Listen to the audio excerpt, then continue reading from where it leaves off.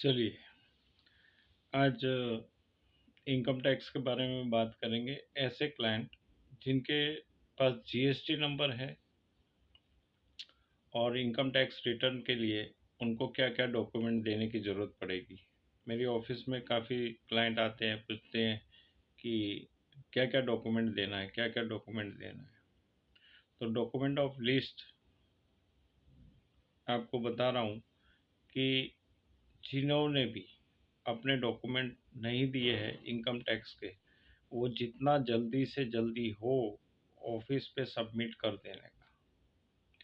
तो सबसे पहले डॉक्यूमेंट आपको देना है आपका बैंकिंग, आपके जितने भी खाते में आपके अकाउंट हैं वो सभी बैंकों के स्टेटमेंट चाहिए। अगर सेविंग में है तो पासबुक में एंट्री चाहिए, और करंट अकाउंट है उसके अंदर आपको 1/4/2022 से 31/3/2023 तक का आपको स्टेटमेंट लाना है।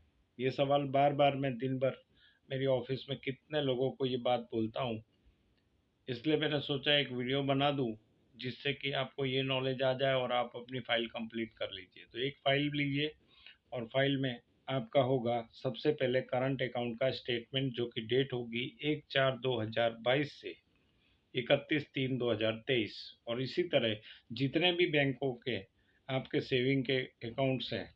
एक क्लाइंट ने मेरे को बोला, सर मेरे को दो ही बैंक दिखाना है। ये आपको डिसाइड नहीं करना है कि आपको कितनी बैंक दिखाना है। इनकम टैक्स डिपार्टमेंट आपका पान कार्ड अगर वो अपने सॉफ्टवेयर में वो लोग डालेंगे तो आप उनको ये पता चल जाएगा कि इंडिया में कहाँ कहाँ पे कितनी बैंकों में आपके अकाउंट हैं। तो डिपार्टमेंट से कुछ छुपाने की ज़रूरत नहीं है और कोई भी बात को घबराने की ज़रूरत नहीं है। तो सबसे पहले आपको ये देना है और आपकी एलआईसी की डिटेल देनी है कि आप पूरे साल में कितने रुपए आपके एलआईसी में गए। मेडिक्लेम है, और अगर आप मेडिक्लेम है तो कभी भी कैश से उसको पे मत करो।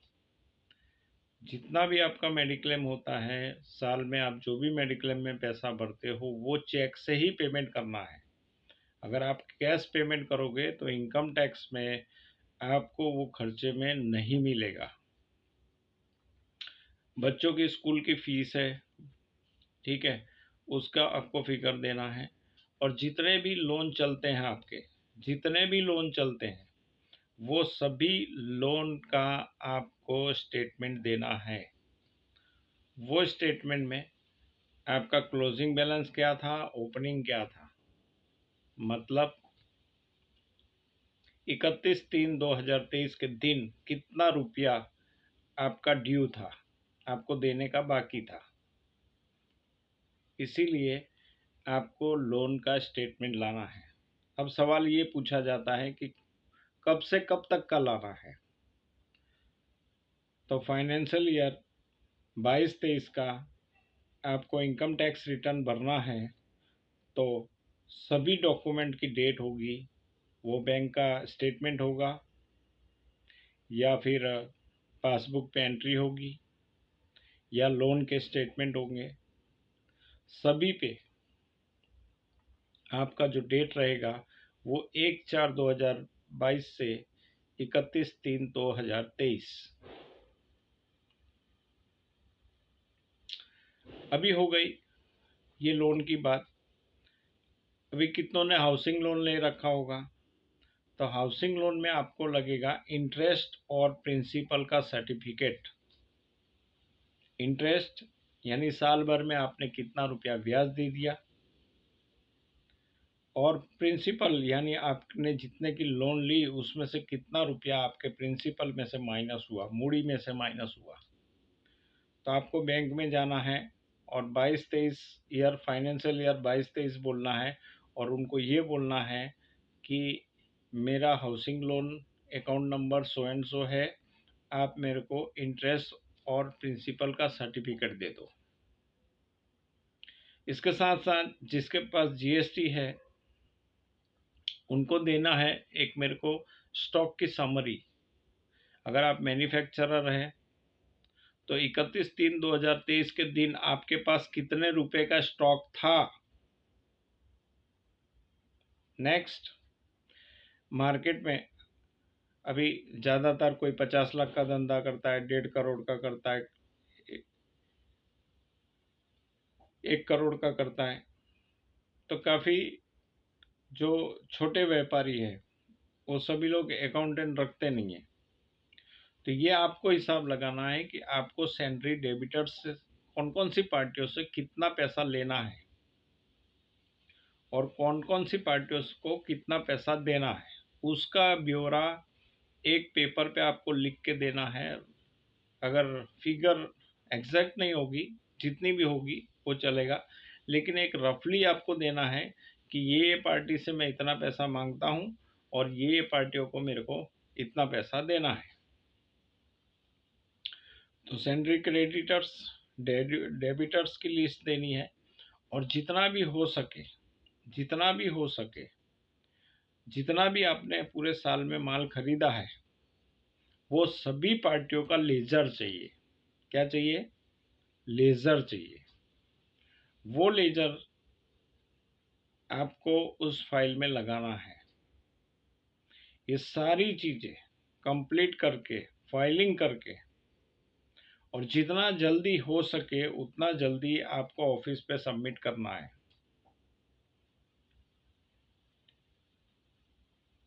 कितने क्लाइंट को मैं लिख के देता हूँ, कितनों को बार बार बताता हूँ ये बातें, इसलिए मैंने बोला, सोचा कि एक वीडियो बनाऊँ जिससे कि हर एक क्लाइंट के पास पहुँचा सकूँ कि आपको इनकम टैक्स रिटर्न की जो लास्ट डेट है वो 30/7 है। हमारे पास भी सभी क्लाइंट अगर एक ही दिन फाइल देंगे तो हमारे पास काम करने का टाइम नहीं रहेगा। तो आप मस्ती से अपना बिजनेस करिए, बिजनेस में एफर्ट डालिए, लेकिन उसके साथ साथ जो आप कल दोगे वो आज फाइल को कंप्लीट करके आप ऑफिस पे सबमिट करो, जिससे समय रहते हुए आपका रिटर्न हो सके। नहीं तो एक बार अवधि पूरी हो गई तो इसके ऊपर 5,000 रुपया लेट फीस लगेगा। और अगर आपकी इनकम 5 लाख के ऊपर गई तो 10,000 रुपया लेट फीस लगेगा। आपने फाइल नहीं दिया, मैंने काम नहीं किया, या आपने फाइल दिया, मैंने काम नहीं किया, आपने समय रहते फाइल नहीं दिया। अभी कितने लोगों का एटीट्यूड ऐसा होता, हमारे अकाउंटेंट ने तो बोला ही नहीं। अरे यार, बिजनेस आप कर रहे हो, आपकी लायबिलिटी है, आपकी ज़रूरत है, और अगर आप बिजनेस में सीरियस हो तो आपके कॉल आने चाहिए और आपको पूछना चाहिए कि भाई रिटर्न कब भरना है। तो ये वीडियो खास उसी तौर पे बनाई है। हर आदमी, देखो, हर आदमी अपने बिजनेस में सीरियस है, मैं ऐसा नहीं बोलता हूँ, हर आदमी सीरियस है। और जहाँ पर जीएसटी आ गया ना, तो मैं जीएसटी वालों को, जितने भी जीएसटी लेके बैठे हैं और बिजनेस कर रहे हैं, उनको मैं स्ट्रिक्टली बोलूँगा, GST is the name of, GST नाम है, सलीके में आ जाओ, मर्यादा में आ जाओ। जैसे एक छोटा बच्चा कैसे अपनी मर्यादा में घर में रहता है, तौर तरीकों में रहता है, वैसे रहना पड़ेगा, टाइम टू टाइम चलना पड़ेगा। आपके जो भी रिटर्न है, 11 तारीख को GSTR 1, 20 तारीख को 3B रिटर्न आपको भरना ही है। आपके मोबाइल पे OTP आना ही चाहिए, और अगर OTP नहीं आया तो आप समझ लो आपका रिटर्न फाइल नहीं हुआ और आप लेट फीस में हो, आप पेनल्टी में हो। आपका बिजनेस का बेस वहीं से बिगड़ता है। और जीएसटी में कुछ ध्यान मत रखो, पर एक चीज़ ध्यान रखना कि हर महीने की 5 तारीख को, हर महीने की 5 तारीख को आपके सेल्स का डेटा आपके द्वारा चेक करके और आपको ऑफिस में सबमिट करना है। ऐसा नहीं बिल बनाया, निकाला, आके ऑफिस में दे दिया, नहीं। आप पूरे महीने का आपने किन किन पार्टियों को बिल बनाया उस पर एक बार नज़र डालो, उसको चेक करो, आपके अमाउंट को चेक करो। कितने हमारे क्लाइंट है बिल बना के देते हैं, उनके उनके बिल के कैलकुलेशन में मिस्टेक होती है। इस बात का आपको ध्यान रखना है। और दूसरी बात मैं आपको यही बोलूँगा कि अब जो आप 5 तारीख को डेटा दोगे सेल का, ध्यान से सुन लो, अब जो 5 तारीख को डेटा दोगे सेल का, उसके साथ में बैंक का स्टेटमेंट भी हर महीने चाहिए। सर वो क्यों चाहिए? आपकी सेफ्टी के लिए। हमारी सेफ्टी कैसे? तो हम आपके बैंक के ट्रांजैक्शन पे हमारी नज़र होगी, कितने लोगों का पेमेंट आता है, बिल नहीं बनाते हैं, बिल ही नहीं बनाते। वो सोचते बिल बनाऊंगा टैक्स भरना पड़ेगा। अब जब सामने वाला आपको पेमेंट दे रहा है तो आपको बिल इशू करना ही पड़ेगा। तो काफ़ी ऐसे क्लोज हैं जिन पे हमारी नज़र है और हम नहीं चाहते हैं कि आपको जीएसटी में कल उठ के ऐसा कोई प्रॉब्लम हो। और एक बहुत ही इम्पोर्टेंट बात है जीएसटी वालों के लिए, कितने लोगों की कंपनी कहीं और है, खाली कर दी, दूसरी जगह चले गए, उसी एड्रेस पे जीएसटी चल रहा है। तो जीएसटी ऑफिसर की मुहिम है, मुहिम यानी अभी जीएसटी ऑफिसर्स निकले हैं, तो जिन्होंने भी एड्रेस चेंज नहीं करवाए हैं करवा लो, 50,000 रुपया पेनल्टी है। आपका जो पुराना एड्रेस है वहाँ जीएसटी ऑफिसर जाएगा और अगर आप नहीं मिलोगे तो स्टेट में आपका नंबर कैंसल होगा, सस्पेंड होगा। इसीलिए अगर आपने आपकी जगह बदल दी है तो आप ऑफिस पे कंसर्न करके अपना एड्रेस को चेंज करवाएंगे। अब एड्रेस कैसे चेंज होगा? तो रेंट एग्रीमेंट चाहिए, और रेंट एग्रीमेंट बनाने का एक तरीका है। आप जैसे भी रेंट एग्रीमेंट बनवाते हो बनवा लो, लेकिन उसके लास्ट पेज के लास्ट में मालिक का आधार कार्ड पैन कार्ड का कॉपी चाहिए, और भाड़ुआत का भी आधार कार्ड पैन कार्ड का कॉपी चाहिए, और उस कॉपी पे इनिशियल साइन चाहिए, और उस पे भी नोटरी का सिक्का चाहिए। मैं फिर से रिपीट नहीं करूँगा, इसको आप दिमाग में बिठा लेना, नहीं तो कोई भी कंसल्टेंट आपका काम करेगा, एड्रेस चेंज करेगा, ऑफिसर उसको बार बार रिजेक्ट करेगा। ऑफिसर उसको बार बार रिजेक्ट करेगा। ऐसा क्यों? क्योंकि जो भाड़ुआत है उसने साइन कर दिया, मालिक है उसने साइन कर दिया, अभी वो साइन को ऑफिसर वेरीफाई कैसे करेगा? तो वेरीफाई जो पीछे डॉक्यूमेंट लगे हैं, आधार कार्ड, पैन कार्ड, और पैन कार्ड में साइन होता है, वो साइन को देख के ऑफिसर उसको वेरीफाई करेगा और उसको वैलिड करेगा, और आपका एड्रेस चेंज होगा। अदरवाइज चेंज नहीं होगा, सिर्फ प्रोसेस होगा। आपने टाइम बिगाड़ा, कंसल्टेंट ने टाइम बिगाड़ा, लेकिन रिजल्ट नहीं आएगा। तो कभी भी ध्यान रखना, आपको जीएसटी नंबर लेना है या एड्रेस चेंज करवाना है तो रेंट एग्रीमेंट जो बनाओगे उसके पीछे 4 कॉपी लगेगी, आधार कार्ड, पैन कार्ड भाड़ुआत की, आधार कार्ड, पैन कार्ड मालिक का, और उसके ऊपर भी नोटरी वाले का सिक्का होना चाहिए। अभी सपोज कि आपकी कंपनी मकरपुरा जीआईडीसी में भी है, दूसरी कंपनी आपने खोल ली पोर में, और वहाँ रेड पड़ी जीएसटी वालों की, ना तो बोर्ड है ना कुछ है। तो ऐसे में आप एडिशनल प्लेस के तौर पे आप जीएसटी पोर्टल में अपने एड्रेस को अमेंड करवाओगे। अगर आपने ऐसा नहीं करवाया, कितने लोगों ने घर के नाम पे नंबर ले रखा है, अगर जीएसटी ऑफिसर आया और घर के नाम पे आपने लिखा है तो आपको पूछेगा ना, भैया आप धंधा कैसे करते हो? तो आप बोलोगे कि साहब मेरी तो फैक्ट्री है, मेरी तो कंपनी है, तो आपने जीएसटी में डिपार्टमेंट में क्यों नहीं बताया? तो 50,000 रुपये की पेनल्टी है। अगर घर के नाम पे आपका जीएसटी नंबर है तो घर पे बोर्ड लगा होना चाहिए, बोर्ड के नीचे आपका जीएसटी नंबर लगा होना चाहिए और आपका सर्टिफिकेट जो 3 पेज का आता है वो आपके वहाँ पे लगा होना चाहिए, तो आप बच गए। और इसके साथ साथ जितने भी आपके बिजनेस के प्लेस है, अगर एक है तो एक, वो जीएसटी में आपको अमेंडमेंट करवा के आपको जीएसटी में सुधारवाना पड़ेगा और उसके लिए लगेगा रेंट एग्रीमेंट।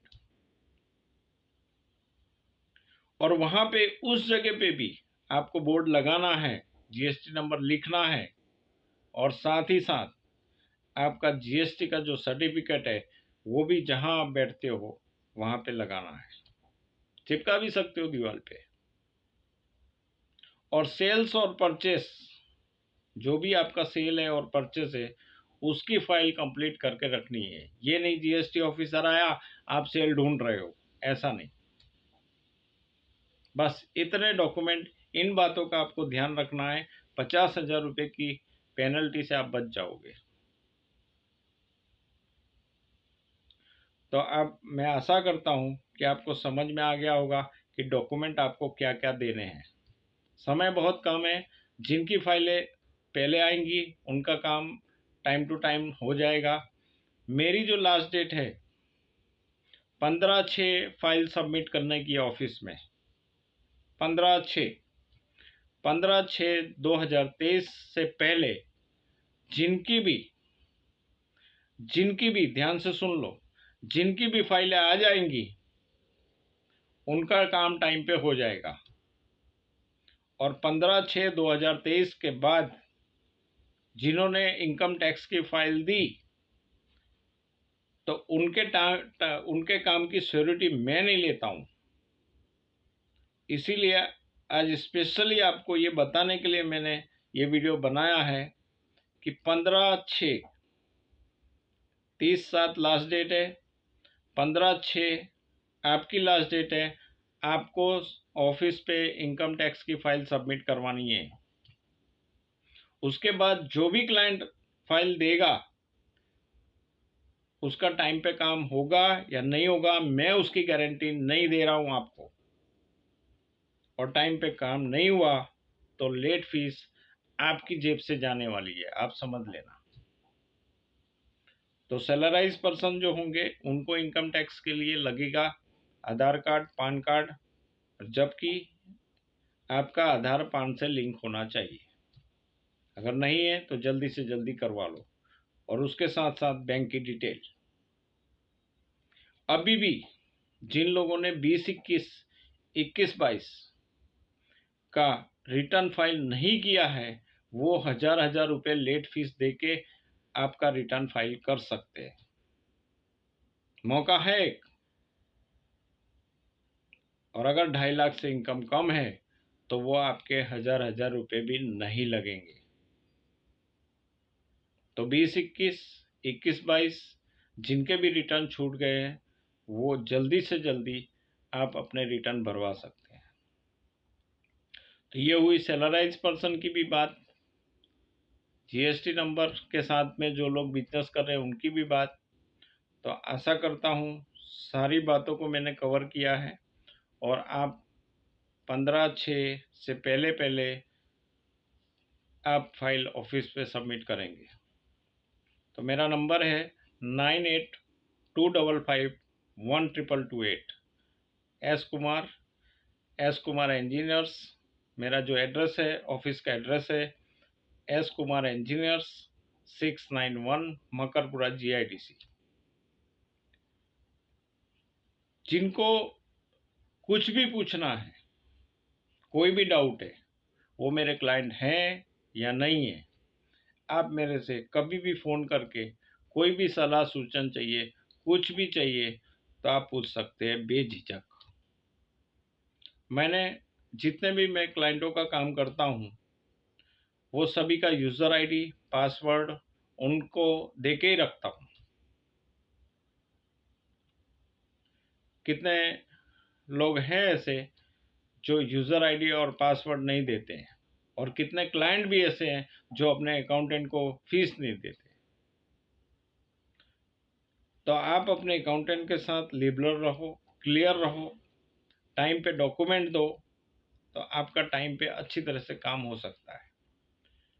और एक लोगों को भ्रम है, QRMP, मेरा तो क्वार्टरली रिटर्न है, मेरा तो क्वार्टरली रिटर्न है।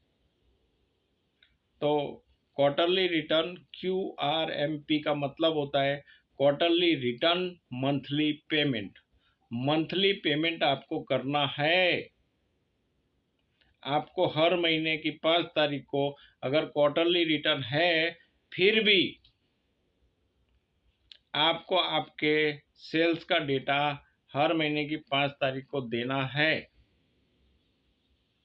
उसको हर महीने इनवॉइस फर्निशिंग फैसिलिटी IFF में हमको डेटा इनपुट करके आपका रिटर्न फाइल करना पड़ता है। नहीं सर, उसमें तो ऐसा होता है वैसा होता है।